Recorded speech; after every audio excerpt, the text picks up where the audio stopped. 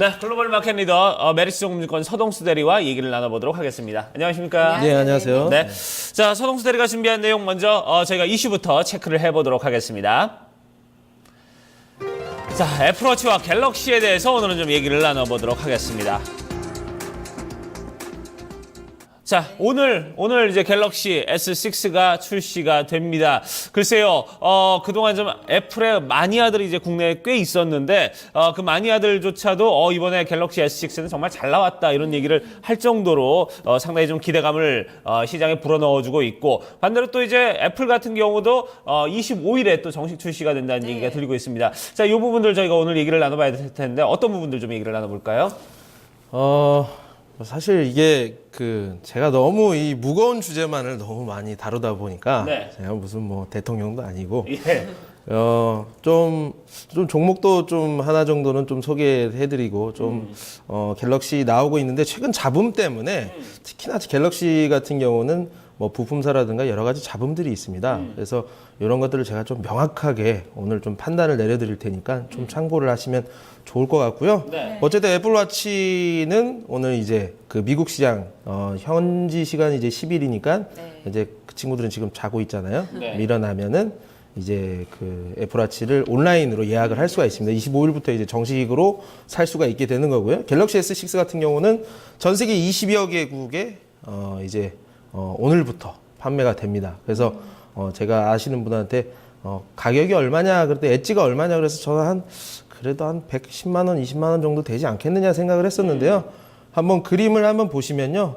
가격이 굉장히 많이 싸졌다고 하긴 좀 그렇죠. 보통 출고가 100만 원을 기준으로 항상 우리가 한번 기준으로 잡지 않습니까? 근데 이제 32기가 같은 경우는 그냥 엣지가 아닌 모델은 85만 원이니까 한 10%에서 15% 정도는 싸졌다라고 보시면 될 것 같고요. 그 엣지 같은 경우는 97만 원이다. 그러면 이제 예전에 나왔던 스마트폰이랑 거의 비슷하다. 제가 알기로는 이제 곡면 디스플레이가 상당히 비싼 부품으로 제가 알고 있고, 왜냐면 100개를 찍어서 50개, 60개밖에 양품이 나오지 않기 때문에, 좀 어떻게 보면 수율 문제가 상당히 있을 수 있는데, 뭐 의외로 뭐 나름대로 좀 괜찮은 가격이다라고 좀 판단이 좀 되고 있습니다. 아무래도 대거 그 비메모리 칩이 삼성전자의 칩이 좀 탑재가 많이 되면서 여기에서 좀 많이 비용을 절감시킬 수 있지 않았나 이런 생각이 좀 드네요.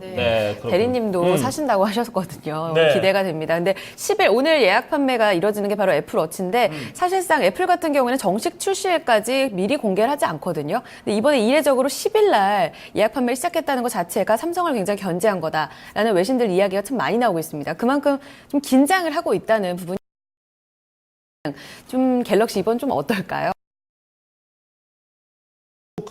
이제 대표가 나서고 나서부터는 뭐 애플이 전통적으로 삼성전자에 공격을 했던 뭐 그 화면 손가락이 닿지 않는다 뭐 이런 것부터 시작해서 뭐 배터리팩이라든가 여러 가지 부분에서 상당히 좀 공격을 많이 했었는데요. 팀 쿡 이 대표가 좀 지금 들어서 상당히 좀 큰 평가를 받고 있는 이유 중에 하나가 모든 가능성을 항상 열어놓고 되는 건 항상 받아들이겠다라는 이런 자세 때문에 좀 더 많은 유저들이 애플을 좀 선택하고 있다. 기존에 애플이 가지고 있던 폐쇄성을 좀 풀어주고 있다는 측면에서 애플을 좀 긍정적으로 보고 있는데요. 이제 어쨌든 이제 블룸버그에서는 이런 팀 쿡의 역량이 도마 위로 지금 올라서기 시작했다. 그리고 그 웨어러블 PC, 그러니까 손목에 이제 애플워치 자체가 새로운 카테고리, 그러니까 다른 타사에서는 아무도 성공을 하지 못했다는 거죠. 그래서 이런 것들 카테고리를 진짜 열어서 모든 이제 IT 기업들한테 수혜를 줄 수 있느냐 없느냐 이런 것들이 좀 결정되는 시간이 됐다라고 이렇게 좀 표현을 하고 있고요. 애플워치가 이제 애플에 따르면 한 30만 건 예약을 받아서 한 주간으로 100만 개 이상 팔겠다라는 겁니다. 우리가 좀 생각해 보면은 뭐 태블릿도 솔직히 스마트 디바이스가 우리가 작은 것만 있어도 그다지 그렇게 크게 필요가 없다고 할 수도 있는데 어쨌든 애플에서는 그런 카테고리를 만들어서 사람들이 사용하게 만들었으니까 한번 우리가 좀 주목을 해봐야 되지 않겠느냐 이렇게 좀 생각이 들고요.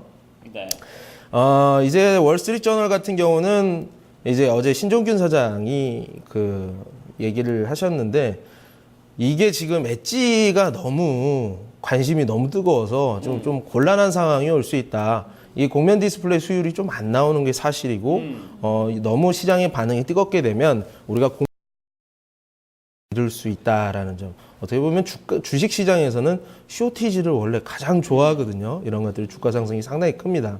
그래서 갤럭시 S6가 가장 많이 판매되는 모델이 될 것이다라고 이렇게 얘기를 하셨습니다. 네, 그래요. 자, 지금 뭐 갤럭시 같은 경우는 지금 그러니까 이제 디스플레이가 지금 공급이 좀 따라가 줄 수 있느냐 이런 부분이 일단 관건이고 비교적 좀 인기에 대해서는 크게 좀 걱정 안 하고 기대감을 갖고 있는 그런 모습이고요. 반면에 이제 애플워치 같은 경우는 좀 도마 위에 올려놓고 이게 좀 어떻게 갈 것인지 이런 부분에 대해서 애플은 낙관적으로 얘기를 하고 있습니다만 시장의 반응은 어떻게 될지는 아직 미지수다 좀 이런 얘기인데 글쎄요. 만약에 진짜 인기가 있다면은 아마 아까 소동수 대리가 좀 미국인들 자고 일어나면은 애플워치 이제 뭐 예약 판매를 할 것이다, 예약 구매를 할 것이다 이렇게 얘기를 했는데 아마 안 자고 있겠죠. 예, 지금 밤을 새서 아마 기다리고 있지 않을까 온라인 사이트를 열어놓고 이제 이런 생각이 들 텐데 자 어쨌든 이제 이 이후에 이제 예상을 좀 해보도록 하겠습니다. 파급력을 예상을 한다면은 좀 어떤 부분 우리가 좀 체크를 해볼 수 있을까요? 일단 애플의 스마트워치 판매량이 어떻게 진행이 되냐 상당히 좀 우리가 좀 눈여겨봐야 됩니다. 제가 항상 말씀드렸지만 이번에는 애플이 이런 새로운 카테고리 킬러를 만들어낸다고 해서 삼성전자 주가가 역으로 떨어지고 이러한 일은 발생하지 않을 거다라는 저는 그렇게 생각을 하고 있습니다. 이런 카테고리가 새롭게 생기게 되면 장담을 하건대 삼성전자가 뒤통수를 치는 모델을 분명히 내서 애플워치보다 더 많이 팔 가능성도 전 충분히 있다고 보고 있습니다. 그래서 이런 것들을 좀 중요하게 보고 있고요. 그 삼성전자 갤럭시 S6 버전별 판매량을 우리가 좀 팔로우업을 좀 잘해야 된다라는 측면. 네. 85만 원짜리와 97만 원짜리 어떤 게 더 많이 팔리냐에 따라서 영업 마진이라든가 매출 자체가 굉장히 좀 섞일 수 있다는 거죠. 처음 있는 경우이기 때문에 특히나 그 엣지 수율 같은 경우에는 안 좋다고 분명히 말씀을 드렸기 때문에 좀 수익성 측면에서 약간 좀 우려가 되는 부분들도 있습니다. 그래서 그림을 한번 보시면요. 갤럭시 S6가 전작에 있는 S4보다도 훨씬 더 많이 팔릴 수는 있겠습니다만 아까 말씀드린 대로 평균 가격이라든가 엣지 수율 때문에 영업 마진하고 매출 자체가 조금 산정이 안 되는 것들 이러한 것들이 어떻게 보면 약간 약점으로 좀 볼 수가 있을 것 같고요. 다음 그림 보시면 이건 또 좋은 점입니다. 오른쪽 보시면 갤럭시 S5고 그거 왼쪽이 갤럭시 S6 비메모리 칩이 어느 메이커로 사용이 됐느냐를 표시하고 있는데요. 이 회색으로 된 것들 오른쪽에는 이 회색으로 된 것들 퀄컴 뭐 이렇게 해가지고 삼성 이렇게 해가지고 두 군데밖에 비메모리 칩이 적용이 안 됐었는데 이번 하나 둘 셋 넷 7개나 이렇게 적용이 많이 됐다. 뭐 모뎀 칩이라든가 여러 가지를 다 삼성 쪽 거를 넣었다. 그래서 이 마진 방어가 어느 정도 가능하지 않겠느냐 이렇게 해서 좀 상존하고 있다. 우려와 기대가. 그렇지만 제가 봤을 땐 삼성전자가 이번에 다시 스마트 디바이스 그 시장 점유율을 다시 찾아가는 데에 대해서 시장에선 전 기대감을 충분히 가져갈 수 있다. 이러한 것들이 하위 트림까지 전개가 되면서 삼성전자 주가 상승폭은 가능하다라고 좀 보고 있고요. 네. 그리고 제가 부품주 말씀드리는데 네. S6가 많이 팔리든 S6 엣지가 많이 팔리든 범용으로 들어가는 뭐 카메라 모드 같은 파트론 같은 기업들도 우리가 볼 필요가 있겠습니다만 만약에 엣지가 많이 팔리게 되잖아요. 엣지 같은 경우는 앞에가 복면 디스플레이이기 때문에 이 커버가 굉장히 좀 골치가 아픕니다. 근데 이런 액세서리를 모베이스 같은 회사에서 직접 만들어서 반투명 커버 이런 것들이 거의 10만 원에 육박할 정도로 근데 없어서는 안 될 액세서리로 지금 될 가능성이 상당히 크거든요. 그래서 엣지가 좀 더 진짜 생각보다 많이 팔린다. 사도 솔직히 S6는 저 별로 사고 싶지도 않아요. 네. 엣지가 사고 싶지. 예. 그래서 그렇게 되면 모베이스가 상당히 가능성이 높다. 상승 가능성이 예. 네, 종목까지 하나 찍어드리겠습니다. 그렇군요. 네. 예. 자 지금 휴대폰을 사면 휴대폰 가격은 생각보다 저렴하게 나왔는데 이렇게 액세서리 가격 때문에 그만큼의 또 결국 비용은 똑같이 좀 들어가는 그런 상황이 또 벌어질 수도 있겠네요. 자 어쨌든 뭐 관련 부품주까지 저희가 좀 얘기를 나눠봤습니다. 네, 판매 추이 살펴보시면서 꾸준하게 좀 전략 팔로우업 도와드리도록 하죠. 첫 번째 이슈 여기서 마무리 짓고요. 다음 이슈 확인하겠습니다.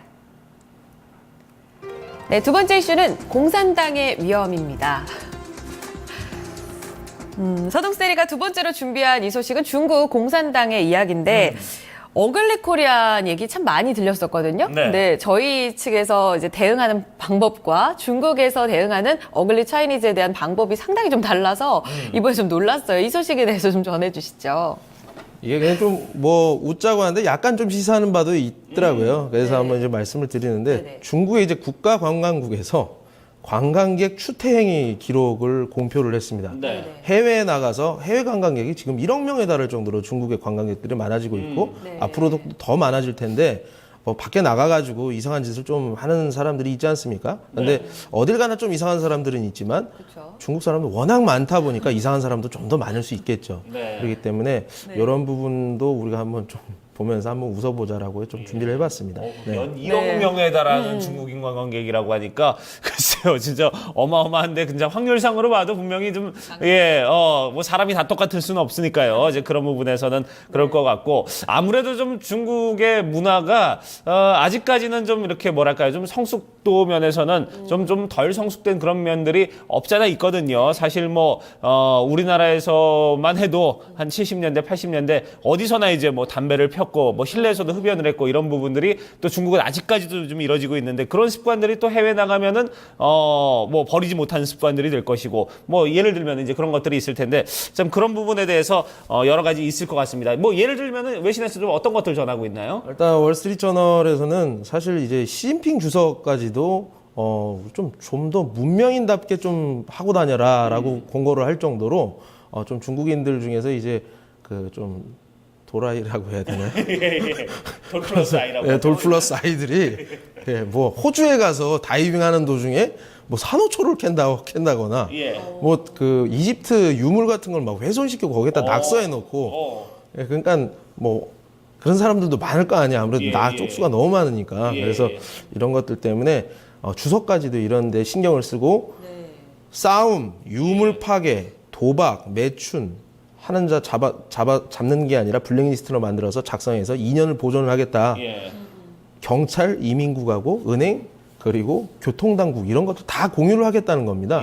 그래서 사실 이 공산당만이 할 수 있는 우리나라에서 만약 했다 그러면 난리가 날 거예요. 근데 이런 것들을 해서 이 공산당 원래 이 인민들이 상당히 두려워하거든요. 여긴 좀만 잘못하면 옛날에는 뭐 밀가루에서 벌레 나왔다고 해가지고 식품부 장관 뭐 총사령 시키고 그런 나라가 중국입니다. 그렇기 때문에 이런 게 어떻게 보면 해외 관광 수요를 뭐 줄게 만들지는 않겠지만 어느 정도 좀 파급력이 있지 않겠느냐 저는 생각을 하고 있습니다. 네. 아버지가 아이들을 이제 훈계하듯이 이런 좀 강력한 이런 제재를 좀 내놓게 됐는데 네. 말씀대로 해외 여행 붐이에요. 지금 시대가 여기서 지금 앞으로 좀 조정이 좀 있을까요? 어떻게 파급력을 좀 봐야 될까요? 이런 규제가들이 이제 오프라인 채널에서 계속 나오고 있다고 한다면 온라인 채널, 요즘에 JD.com이라든가 텐센트, 국내 한국산 제품을 알리려는 온라인 플랫폼을 상당히 많이 만들고 있거든요. 네. 이렇게 되면 가서 사오지보다는 한번 이제 온라인에서 우리가 한번 다시 한번 사보자.